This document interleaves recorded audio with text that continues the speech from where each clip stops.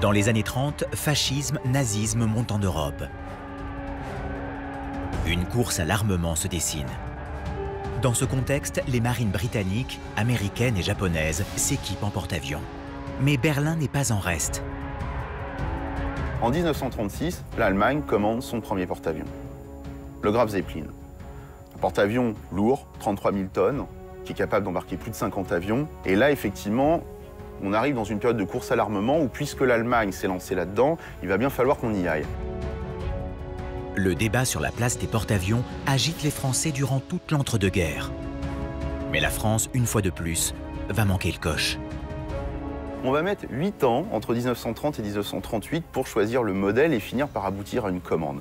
Commande en 1938, le bateau est mis sur cale, évidemment trop tard, la guerre arrive, les moyens sont concentrés sur des choses prioritaires, les bateaux en achèvement comme des cuirassés, donc on prend tous les moyens, la construction ralentit, finit par s'arrêter avec l'armistice et le bateau finalement est démantelé sur cale. Les nazis, eux, n'ont pas attendu. La marine allemande s'est considérablement renforcée. Avant même que le conflit éclate, les cuirassés nazis sillonnent les mers. La Seconde Guerre mondiale impose les porte-avions comme une pièce centrale de la stratégie militaire moderne. En se perfectionnant, ce navire devient un outil extrêmement efficace.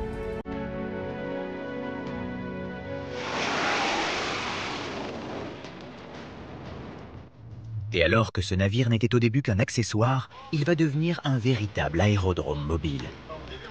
Le porte-avions est aujourd'hui une base militaire flottante.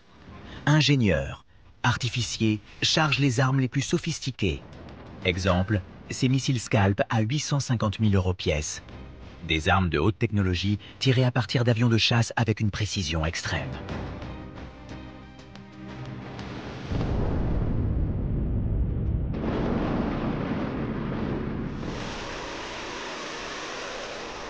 Et c'est avec la Seconde Guerre mondiale que les anciennes missions d'observation se sont transformées en raids aériens.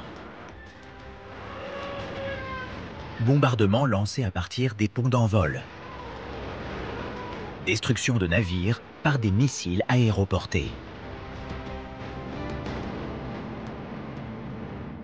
Alors que les Français ont été parmi les pionniers dans l'aéronautique navale, sont surtout les Anglais et les Américains qui ont fait évoluer à partir de la Seconde Guerre mondiale les porte-avions.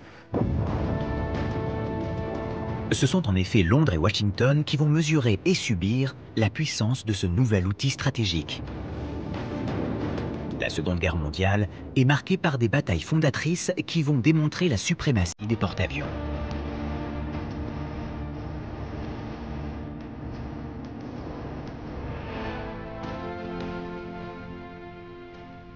La première a lieu en 1940. La France a capitulé. Les Anglais sont seuls face à la puissance de l'Axe. Pour les Anglais comme pour les Italiens, la maîtrise de la Méditerranée est un enjeu central.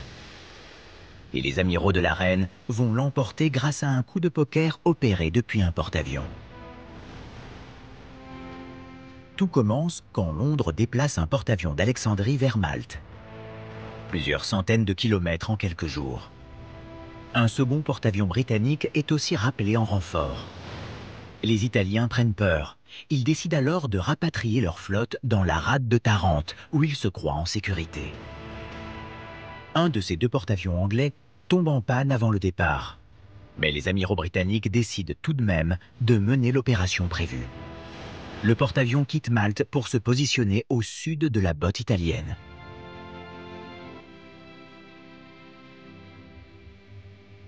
C'est l'amiral Cunningham qui prépare ça pendant des mois, dans le plus grand secret.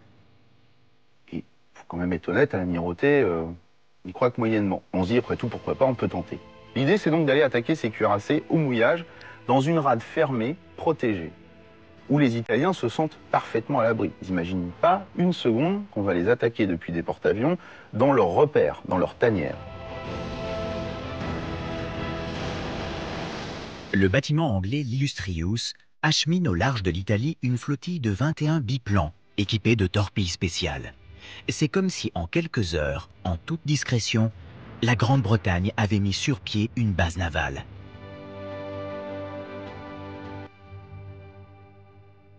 Alors qu'ils se sentent à l'abri dans la baie de Tarente, les Italiens vont subir des pertes énormes.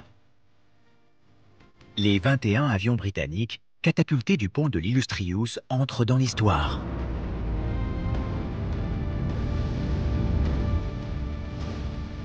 En 90 minutes, la moitié de la flotte italienne est détruite. Avec cette victoire, la Grande-Bretagne garde le contrôle sur la Méditerranée.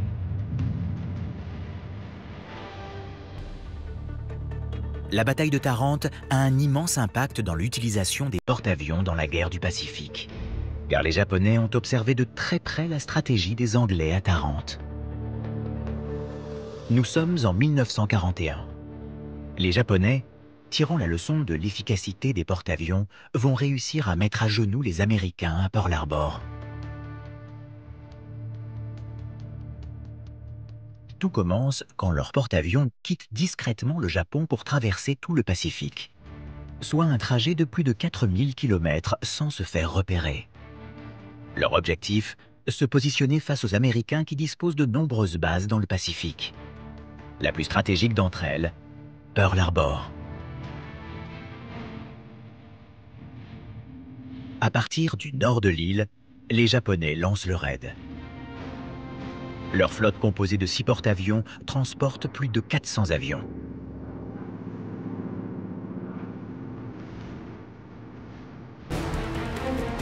Jamais dans l'histoire, autant d'avions n'ont été acheminés si vite pour frapper. Seul le porte-avions a cette capacité. La surprise est donc totale quand à 7h40, le 7 décembre 1941, les avions de chasse nippons larguent leurs bombes.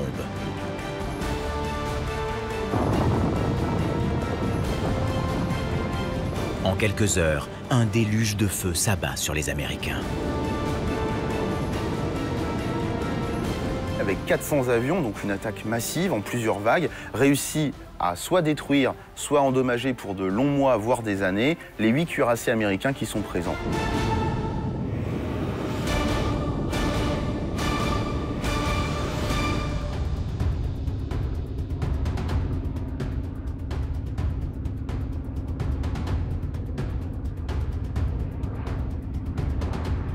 Mais il y a un coup de chance dans cette affaire-là, c'est que les 3 porte-avions américains du Pacifique ne sont pas là ce jour-là.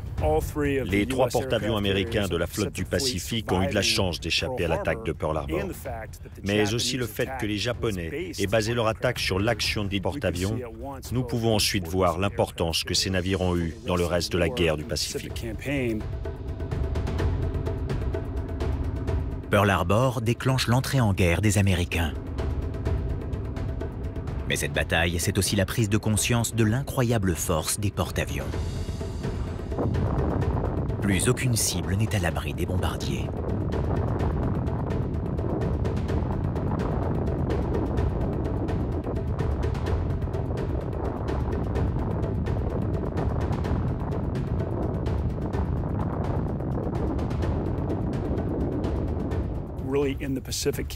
Vraiment, la campagne du Pacifique dans les années qui ont suivi l'attaque de Pearl Harbor a permis de développer ce qui deviendra notre stratégie moderne d'utilisation du porte-avions.